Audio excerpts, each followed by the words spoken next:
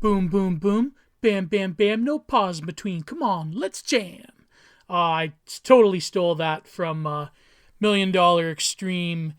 I believe it was college, you know what, C word video. Anyways, today I wanted to explore a topic that I've had on my mind for quite some time now. I think it's relevant in the sense that the new right or the dissident right or a lot, not just the dissident right, but a lot of online art movements and here's the thing, I do consider a lot of what is in the dissident right to be an aesthetic movement, but I guess on the political left it's a similar sort of phenomenon where, especially with, hyper modernity and the hyper real and the images taking over and consuming the real copies of copies. There is in fact no real anymore. I think that a lot of politics is mediated through aesthetics, and as much as there are various different, how shall I put this, as much as there are distinctions between what is high art and what is low art, in the age of postmodernity, there has, been a pretty dramatic collapse of this distinction. And I feel that a lot of people on the right, they take it upon themselves to sort of colonize what would be considered lowbrow culture in an attempt to counteract the political left's obsession with pop culture and low culture. And so, again, you have a lot of right-wing YouTubers that talk endlessly about movies and sometimes music. And there is, of course, a lack of awareness of visual art across the board. But the right is more in tune with a visual IQ, with the visual palette expressing ideas on a more efficient basis and more with an effective immediacy than I would say the political left. Because the political left is very much like verbal and writing, written word IQ. Of course, I think IQ is a limiting metric. I feel that this language of intelligence is not very easily quantifiable, which makes me more, aligned with the trads than, although it's kind of a difficulty. I'm, obviously more of a romanticist trad than I am like an HBD, Evo psychology autist, but I mean, it's unfair to characterize everything as autism, obviously, but I feel that even the trads, they boil everything down to this evolutionary psychology, and there is certainly a basis of that in genetic memory, but I do feel that people who are predisposed to certain right-wing ideas are obviously more visual learners and visual thinkers, and the problem is that we live in a culture where the visual has been degraded because there is a glut of the visual. The visual is everywhere. Communications technology and global techno capital has really colonized the image to the point of utter banality and ubiquity. And therefore, high art is no longer at the top capstone of the arts because of, various reasons, but primarily because pop culture is reliant upon the moving image and sound, and a combination of image and sound, and really hitting every single one of your dopamine centers all at once, hitting all of your senses. If they came out with smell-o-vision, they'd have that. If they came out, VR technology, if it had some component of a total body experience, of course, this is where, The Matrix, Existence, other films. Again, see, we can't escape film references, ever. Never. Pop culture has colonized the psyche of man across the globe. But anyways, when you have a culture that is at one end nothing but the visual, nothing but the aesthetic, but at the other end, degrading the aesthetic. It's quite a schizophrenic continuity between, not a continuity, but a schizophrenic relationship between discontinuity and continuity, or disunity and atomization, and on the one hand, and unity and a global consciousness on the other. But the difference being is that the global consciousness is filled with this glut of ubiquitous, easy, cheap, high fructose corn syrup candy for the mind type of images that are very quick and snappy and easy. It's like, when you don't have a grounding in a lot of the native tongues of a certain culture that you are being exported into. Therefore, you're going to go to the lowest common denominator stuff to get a grasp of it. I know this because, being the product of Italian and Brazilian immigrants, a lot of, the OG Europeans, they loved like Disney movies because it was very easy narrative. It was, very easy to get a grasp of the English language through, sentencing structures and dialogue that wasn't very grating or difficult to keep up with, as opposed to, like, say, a very like high form of literature or art. And, of course, what happens though is that the global culture industry has colonized a lot of the consciousness of even peoples around the world, and therefore their literature and their movies and their film industries and their music follows and mimics the structures of Western art and visual aesthetics. So, but that's another issue entirely. What I wanted to talk about here is the difference between having a visual culture on the right and a counter-visual culture that counteracts this collapsing of high art versus low art. And you have like PhD people that take like, what they call studies courses in the humanities and sociology, and they're all basically based around sociology. And they have, I know this is like the stereotype, like the brain dead, like, conserva pundit stereotype of academia, but it is true that you have PhD students that are doing dissertations on like the Beyondification of culture and stuff like that. And you have this like endless talk and analysis and breakdown of like cheap and easy pop culture, because it's so far easy, it's so far removed from what academia used to be, that you have people who are basically getting mileage, intellectual mileage, which to me, like, I feel it's disingenuous to do something like that. If you have a genuine idea that you want to express, if you have a new concept, if you have an original way of looking at things, and you feel it's your calling to be in academia, I feel that should be the metric, and that if people were just doing it because, expectations are foisted upon them by their bourgeois upper class parents or whatever, and to get mileage out of something, to me, is disingenuous in all art forms. I remember, and I remember one time there was this interview with the guitarist for Periphery. He was doing like a guitar lesson. What was his name? Misha. And I never liked Periphery to begin with, even though like I was into the whole Gen thing. I felt like a lot of that shit was repetitive.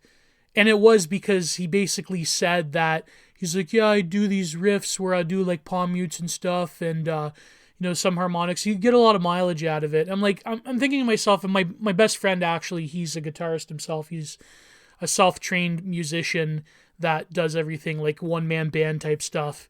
And we were listening to this, and we were both like scoffing at it, saying like, if you have to get mileage out of something, then it's stupid. It's not worth it.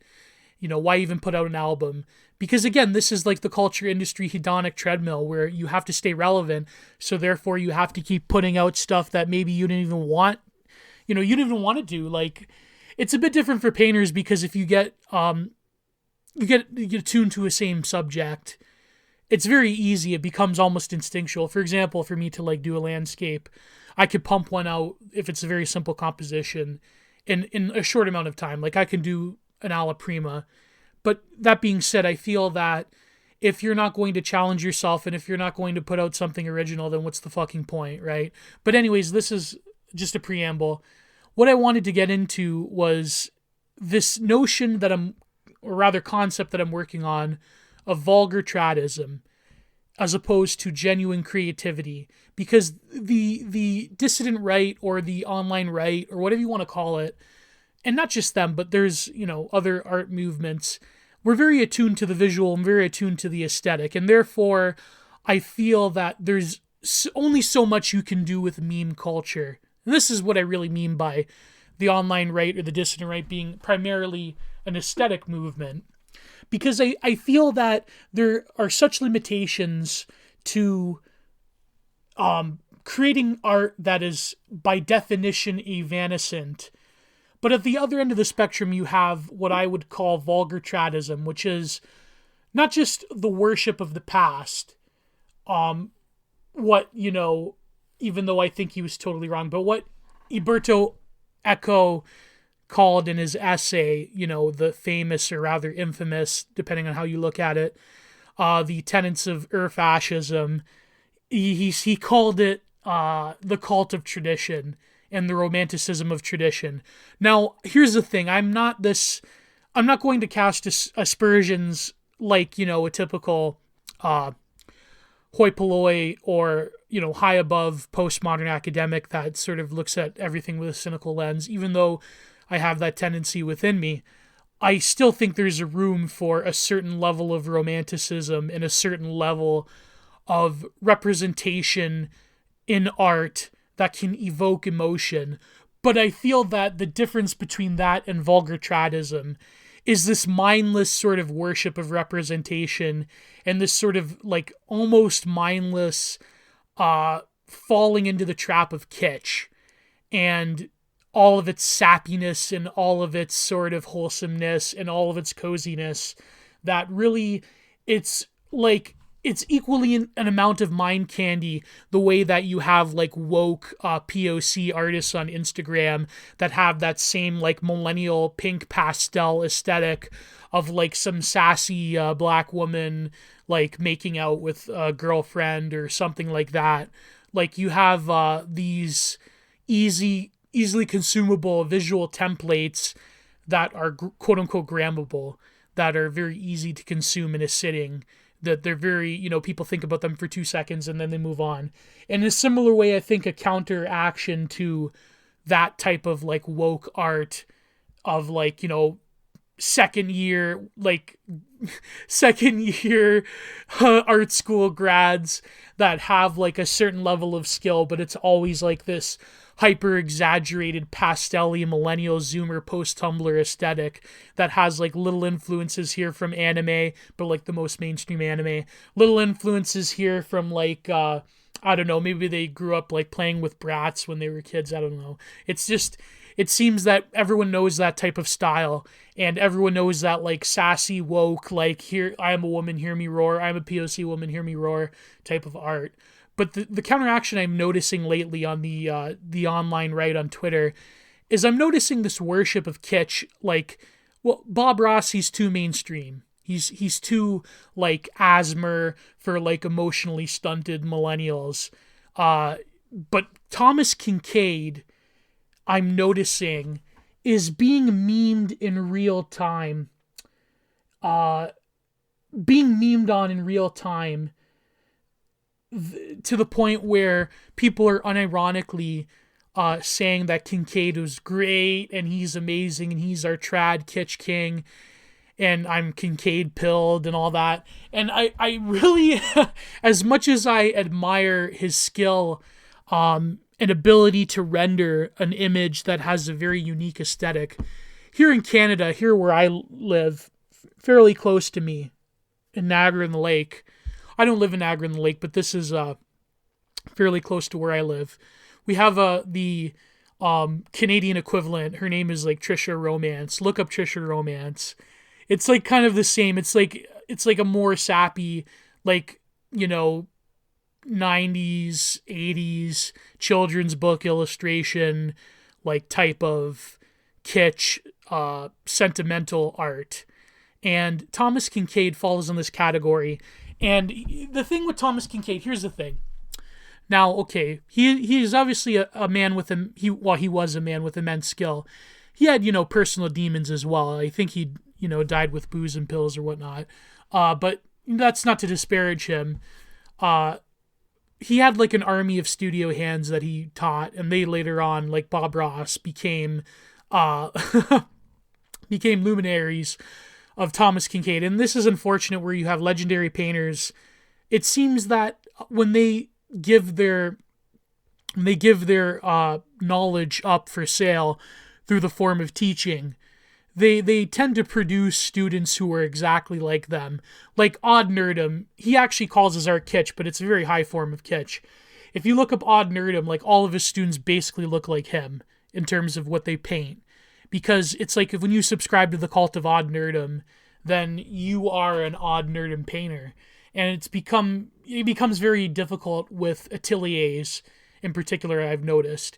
They really are producing works that don't have what I would say a lot of higher, like, not just intellectual, but higher intuitive concepts and comportment towards working out a great concept. It's all just about the technicalities of a good composition and rendering a realistic image.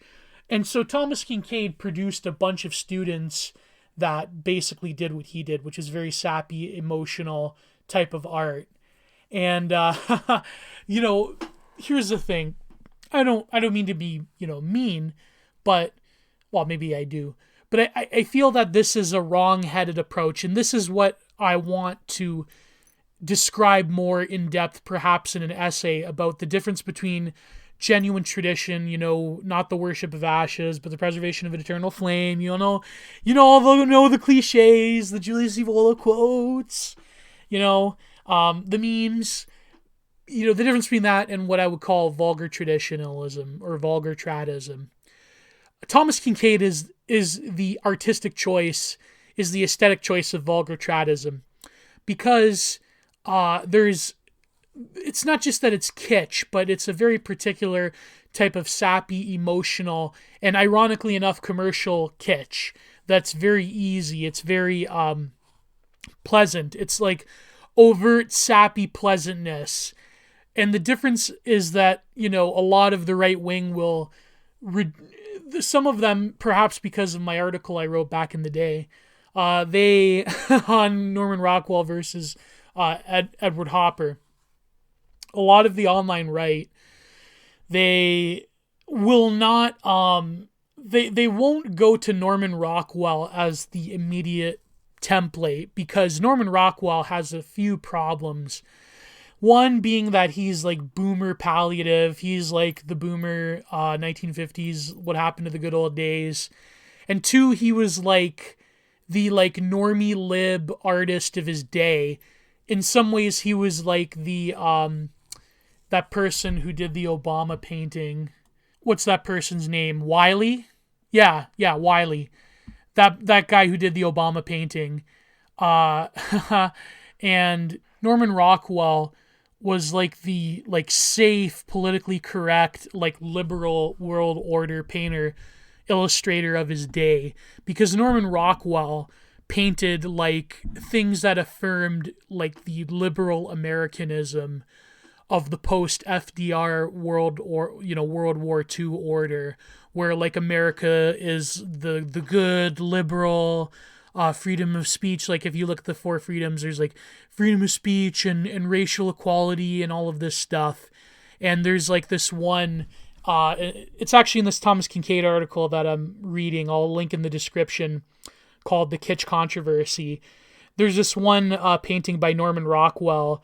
It's called The Young Lady with the Shiner. So like it's like the tough, rough and tumble Tom girl. Of course, like the Tom girl is another very popular meme aesthetic of like the ideal GF types that, very good YouTubers like Meme Analysis go into. Friend of Break the Rules, by the way. Break the Rules podcast. Like, subscribe, donate to Patreon. And hopefully one day I will have a Patreon, so who knows. So it's like this red-headed, tough, rough and tumble Tom girl. Not, what am I talking about? Tomboy. Sorry, not Tom girl. That's the Chris Chan, the Chris Chan definition of the Tom girl. Sorry, tomboy. What am I doing? Damn it! I hate me.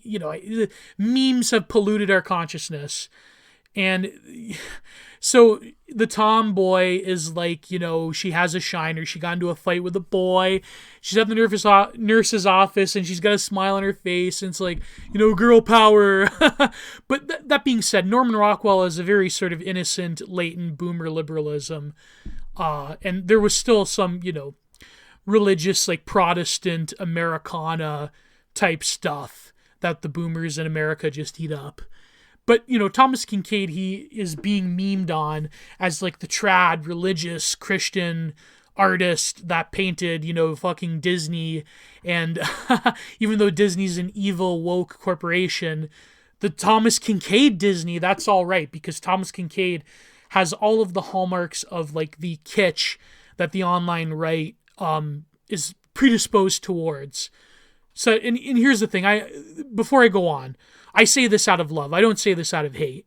So I'm just trying to awaken the latent capacities within the dissident right on the internet to grow into an aesthetic sensibility that is so much more than the what I would say the adolescence of meme culture on the online right, from like Fash Wave and the Vaporwave aesthetic and this like sappy nostalgia that, that all millennials are infected with. And to me, I feel that there needs to be an awakening, or rather there needs to be a growing out of adolescence into a maturity.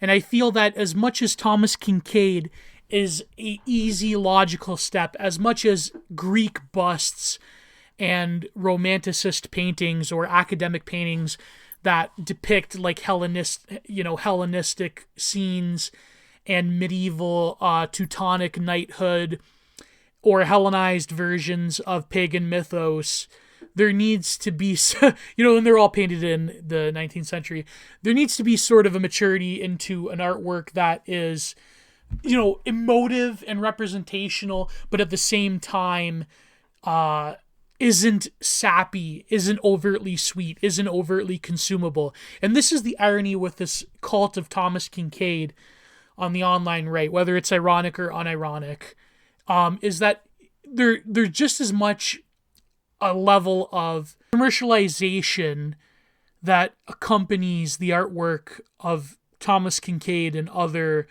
luminaries of modern kitsch.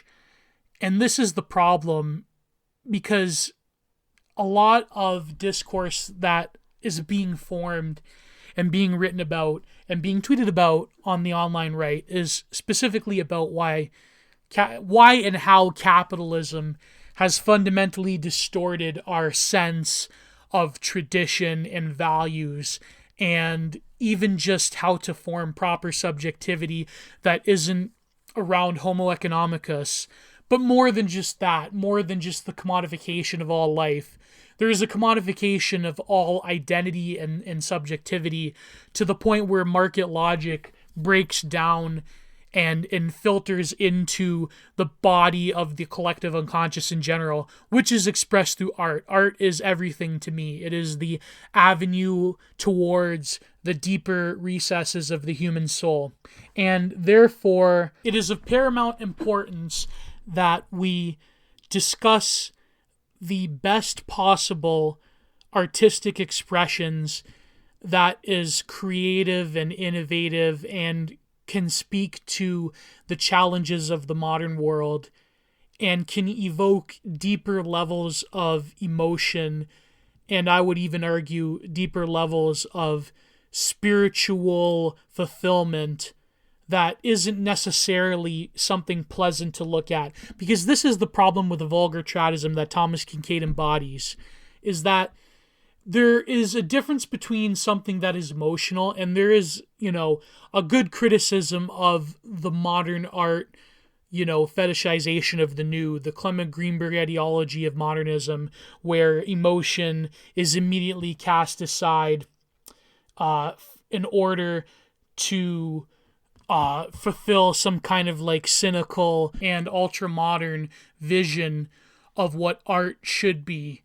And even the emotions that are presented in the work of art in the age of modernity, even though I'm not a fan of his social critique, because, he very much is the stereotypical, high New York modern artist, Mark Rothko, of a certain ethnic character. But anyways, not getting into that.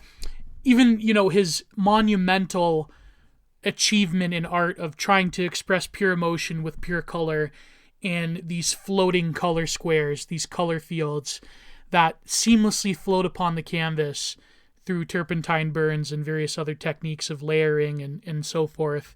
Even that is a type of not realistic, but a type of deeper emotion that I feel the online right neglects because of other sort of tangential qualities of his life and art, early life section artistic career, if you know what I mean. So the difference being is that Thomas Kinkade is very easily marketable. Now, but here's the difference though. The difference is that the commercialization of Thomas Kinkade, where he had like his Hallmark stores in the mall, and like in the 90s you could buy his calendars, and he was in Disney commercials, and it's this very like family friendly, like Atomic Family, American Protestant, like what did they say in The Sopranos, that one episode where they witnessed the Bevilacqua murder? He's the salute the flag motherfucker. That type of Americana. This like Protestant wasp like type of sappiness. It's like Norman Rockwell, but with a slightly more religious bent than a like worship of American, quote unquote, American values type of kitsch. And the difference is that type of commercialism is a bit more acceptable than the type of commercialism that is present in a lot of woke art world stuff, or even a lot of like contemporary artists who came from various other artistic traditions and subcultures, such as graffiti art, like the guy that does the Obey signs, what's his name, or Cause, very easy, very marketable type of stuff. But in the contemporary art world, there's art that is marketable that is being used by corporations to sell a particular type of social messaging. And, that's a whole separate other video or essay on how there is this, kissing cousin type of relationship between woke capital and the contemporary art world. In fact, more than kissing cousins, the contemporary art world is almost, in some ways is fundamental to woke capital just as much as pop culture and the culture industry is fundamental to woke capital. But the difference is that the culture industry is much more of a vital importance to woke capitalism. Let's face it, most people, they're not going to go out of their way to go to an art gallery or to experience a performance piece the way that people that go to universities or live in big cities do. And they're usually of an older demographic, because the average millennial, they may watch a YouTube video on art, but the average millennial or Zoomer, but they're not going to like go out of their way unless they live in a big city, unless they're going to university, unless they're pretending to be some type of like stereotypical hipster. It's not going to happen. They're going to consume like fucking the Marvel Cinematic Universe, and they're going to filter their memes through Harry Potter and The Handmaid's Tale, and then even read the book. Like, we were forced to read the book in Canada, Margaret Atwood, but these people, they only have watched the series, but whatever, that's another issue entirely. And frankly, this like analysis of pop culture by YouTubers, by the Paul Joseph Watson types, it's been beaten to death. It's like, we all know about woke capitalism. And, if you really want to have a good grasp of this, go to the interview that Parallax Optics did with Woke Capital, the Twitter account, and that is probably the best crash course in the subject. And shout out to Parallax Optics, because he did this essay on using art that I might critique one day, because I had a similar essay I wrote before that, a few years before. And I feel that I get where he's going, but as an artist, I feel that he's making a few mistakes. But I say this as someone who, I've known him for quite a while now on the internet, and I respect his work, and I think he respects me. I don't know. He is a great dude, and we may not agree a lot on certain things like race and IQ or whatnot, but I've always appreciated his writing, and he's told me he's appreciated my writing and all that stuff. So Parallax Optics, go and read his interview with Woke Capital, and go and read his Art World essay he came out with. It's called the new one, I think, is on his blog. It's one of the more recent ones. But the one that I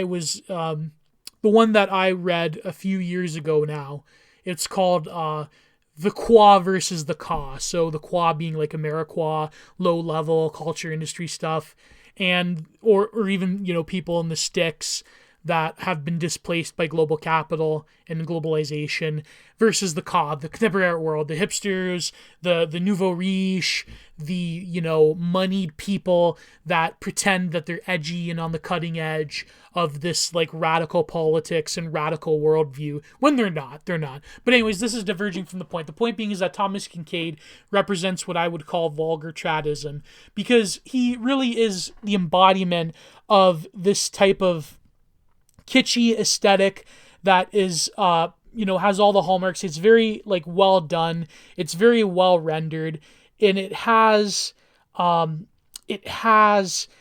quality to it that is not photorealistic, so I'll give him points for that, but it's like a type of realism that is very easy to put on cookie tins and calendars, and it's got a color palette that is a bit more brighter than the average American tonalist, and it's even brighter, I feel, than say like the Hudson River painters like Thomas Cole and Albert Bierstadt, and it's got like the nice cottages. But the difference between Norman Rockwell and Thomas Kinkade is that Thomas Kinkade is painting, or rather, let me start with Norman Rockwell. Norman Rockwell is painting a world that maybe sort of kind of existed at one time.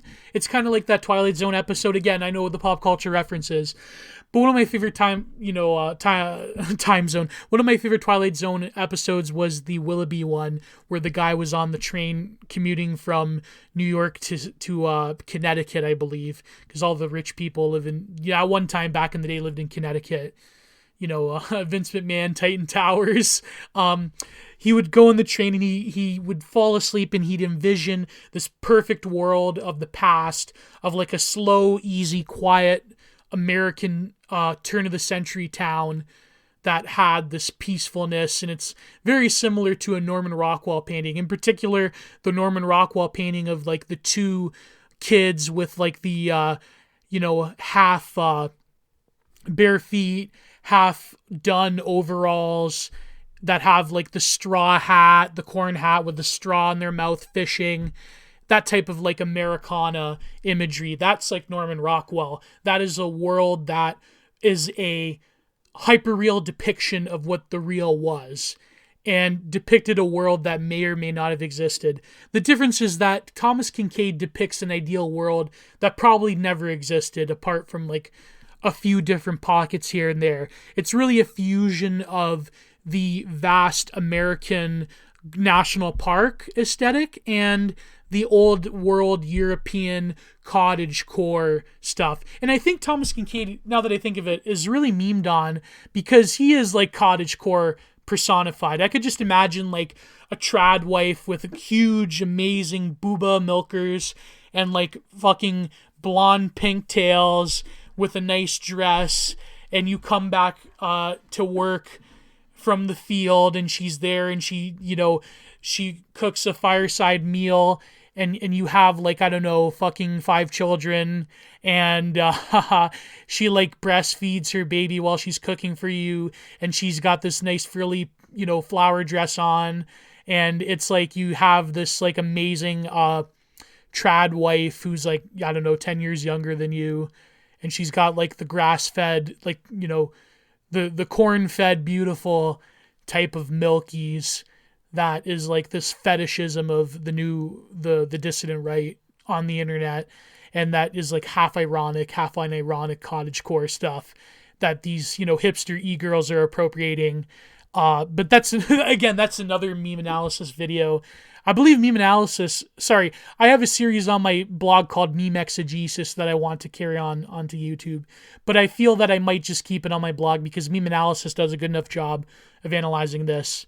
And meme analysis is a good dude, and I highly recommend watching, like basically binging all of his videos. And they're short, and this is what I like. I'm a bit more long form, but not like hours long like I do on Break the Rules. But so anyways, Thomas Kincaid is like pure cottagecore. It is the sort of kitschy sappiness that may have never existed ever, apart from like apart from a few pockets here and there. So this article, it's by familyfoundation.org.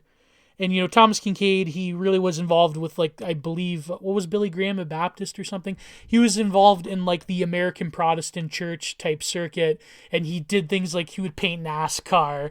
And he would paint, like, kitschy Americana, like, family Hallmark channels type of stuff. And so this is, it says in the article here, kitsch art evokes emotion. So Thomas Kincaid says, quote, high culture is paranoid about sentiment, but human beings are intensely sentimental, which is true, I agree. For example, we buy a coffee mug with a statue of Michelangelo's David on it because we're reminded of the awestruck moment, this is the article now, of gazing on such beauty for the first time. We cherish Walt Disney figures of Cinderella, which remind us of our childhood. Similarly, Thomas Kincaid calendar we buy every year reminds us of family, hope, and faith. So again, you could already see this is like easily marketable type stuff. And the difference, that's another debate entirely, whether fine art becomes kitsch over time.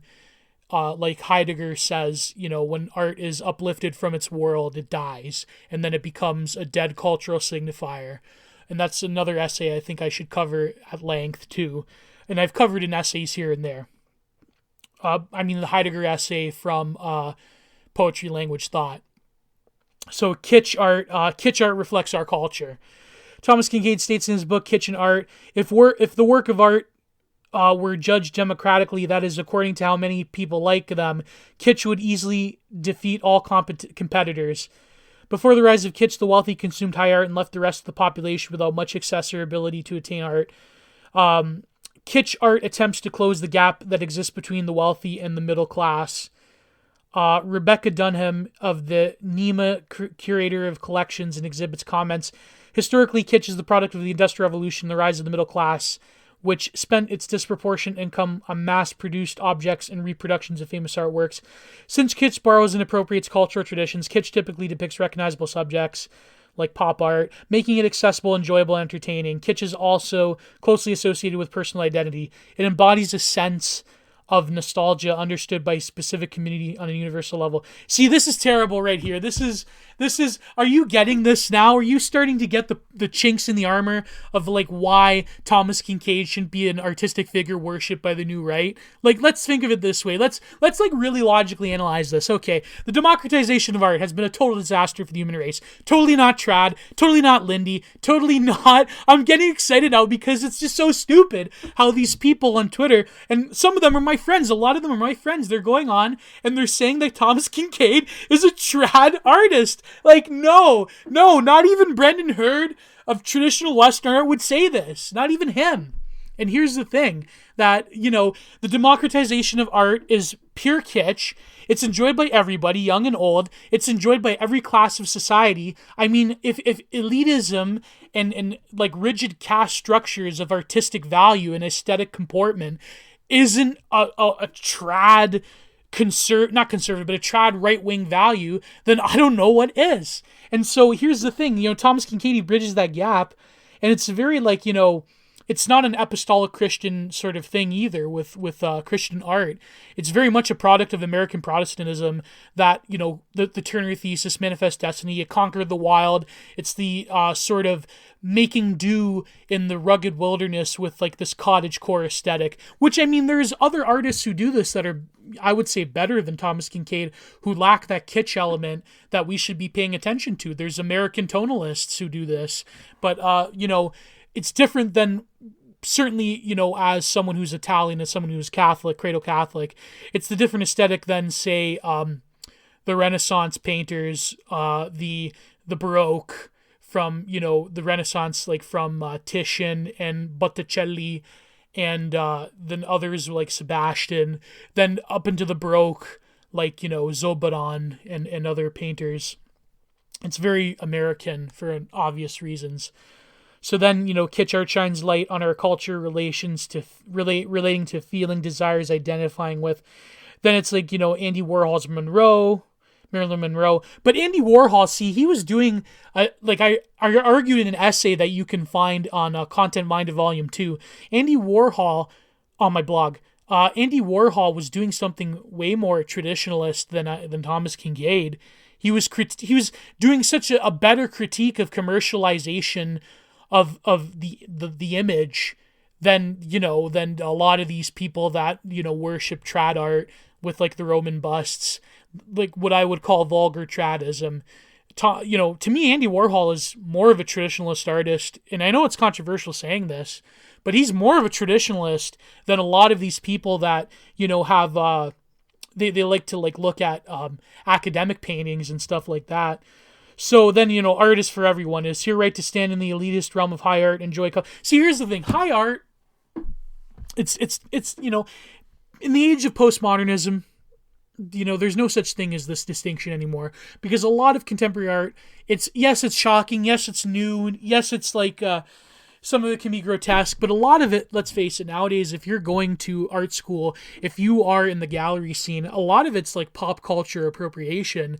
It's no longer this distinction between high and low art. I mean, there's a few people here and there that we can all name, like, Marina Abramovic or whatever, but it's not the same way anymore. It's not like these kitsch painters who are like, I'm doing representation still, and you people, it's like nobody understands you. Therefore, people can, enjoy my artwork, and nobody can understand you, doing some like stereotypical, like Paul Joseph Watson, like this woman, put a can of beans in her vagina. It's like, yeah, that actually did happen. That was the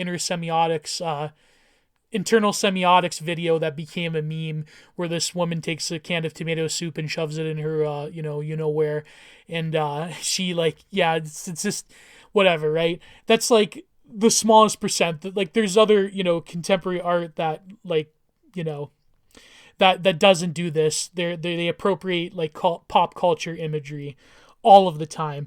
So then some of the great talents such as Norman Rockwell, Andy Warhol were considered kitsch. Yet they're two of the most beloved artists of the 20th century. The more art can be accessible and embracing, the more individuals from all walks of life will participate in the conversation and art, meaning and how it reflects ourselves and our culture. No, this is wrong. You shouldn't do this. No way. No.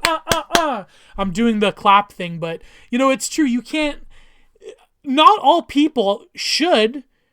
I hate to sound like a total asshole, but not all people should be in the conversation. There are people who just don't understand, and that's fine. It's like we can't shy away from elitism. Like what did Jonathan Bowden say? Liberalism is a moral syphilis, and I step over it. Like we have to really be conscious of the fact that Thomas Kinkade embodies the democratization of art, and from a traditionalist with a capital T perspective, we have to realize that, there has to be a recapitulation of a very rigid hierarchy between high art and low art. And ironically enough, the Frankfurt School, especially Theodor Adorno, recognized this. And, and so a lot of these people that call, like, the Jordan Petersons of the world that talk about postmodern Marxism, first of all, it's, that's another video entirely. But that's sort of the wrong way of looking at art from that perspective, because that's just a liberal perspective. It's just a conservatism. It's an American conservatism to say that well, these people, they're you know, you don't understand them, and you don't understand the way, you know, this woman, she's putting a can of beans in her vagina, and you know, there's other one who's knitting a pussy hat, and it's like, you know, that's not for everybody, so it's bad. It's like, no, it's, you can say that it's, you know, objectively bad from a moral traditional perspective, that type of like stereotypical art world type of performance shenanigans, that type of like feminist art stuff that even the most sardonic of modern art critics like Robert Hughes like totally cast aspersions on. But that being said, it's where the analysis and the critique comes from. If it comes from the place of like normie brain dead conservatism of like, well, I can't understand this art, therefore it's bad, then that's not going to get you anywhere. That's what they've been doing this since fucking Ronald Reagan's day, where they're like, I'm going to embrace Thomas Kinkade and Norman Rockwell. Like, this is boomer stuff. Like, the online right has to realize you can't meme yourself into boomer stuff. It's not going to work. It's not going to have any power. It's not going to have any substantial subversive critique and power to truly go at the not just the heartstrings of people, but to truly pull at the foundations of the modern world and to like rip the carpet out from under it. It's not going to work if you embrace people like Thomas Kinkade. I hate to say it. So the article goes on to explain, and there's a picture of Norman Rockwell's Thanksgiving. This like typical WASP family, you know, everything's perfect. The king of kitsch. Thomas Kinkade had a large following of people buying his original oil paintings. Blah, blah, blah. At one point in Thomas Kincaid's career, 1 in 10 homes in the United States had a Kinkade product of some kind. Very trad, very Lindy to commercialize your work of art like that. Extremely successful in bringing his art to a broad range of audiences. He had an undeniable artistic talent that continues to be recognized by critics, yet he found a way to reach the middle class and make art accessible to anyone. See, this is the problem. This sort of like bourgeois, you know, Hallmark Channel type stuff. This is like, you know, the same people. It seems that everybody hates the Karen nowadays. Everyone hates the wine ant. But here's the thing, you know, the Karen and the wine ant, not the wine ant, the wine mom, you know, that can be worked on, put it this way. The problem is the middle class has to embrace a aesthetic that, and ironically in some ways, is similar to the bourgeois aesthetics of the middle classes, you know, before the Great World Wars. Like Impressionism was considered a bourgeois art form. And so in that sense, nowadays Impressionism is just as much eye candy, but there's a lot of deeper things going on there. What happened was in America, a lot of these kitsch painters like Thomas Kinkade, they appealed to a largely like, you know, sort of sappy middle class, like wine mom, watching Hallmark, pumpkin spice latte, high boots, like terminal, like Swipple stuff, shit white people like type of stuff. That isn't like, it's traditional in the sense that it's against like woke shit liberty, but that's not, you know, that's not the case in a lot of ways, because really like middle class white women, they're driving the political discourse. And even though they may have this like semi-cottage core middle class, like suburban next to like what wilderness type of aesthetic, like winter coziness, it's like they're still like, you know, going to go along with the social discourse. And so this is the thing, all of this sort of political considerations, it bleeds into the aesthetic. And this is why a lot of these trads online, they're embracing Thomas Kinkade as some sort of bulwark of like, you know, cottage core representational art that is against woke shit libs, you know, sassy POCs making images of like, you know, rather large women with like pixie, glittery, pastel-y type of like embracing of ugliness. They're like, well, this is aesthetically beautiful, therefore it's better than like that recent, you know, painting that was making the rounds of this woman, two like very large black women beheading these white people. and I believe the artist is named Sugary Garbage, and she has a lot of similar paintings of very large, sassy black women dominating men and like pastel colors. But anyways, that's besides the point. So to move on, yeah, all of these aesthetic considerations, all these political considerations bleed into the aesthetic. So Thomas Kinkade created art that was kitsch. His ideal of cottage scenes and welcoming gardens invokes feelings of peace and tranquility. Thomas often infused strong family religious values that were intended to bring a little bit of light into the home. And this is like trad dad stuff. And the problem is the trad dad is not the mover and shaker of civilizational discourse.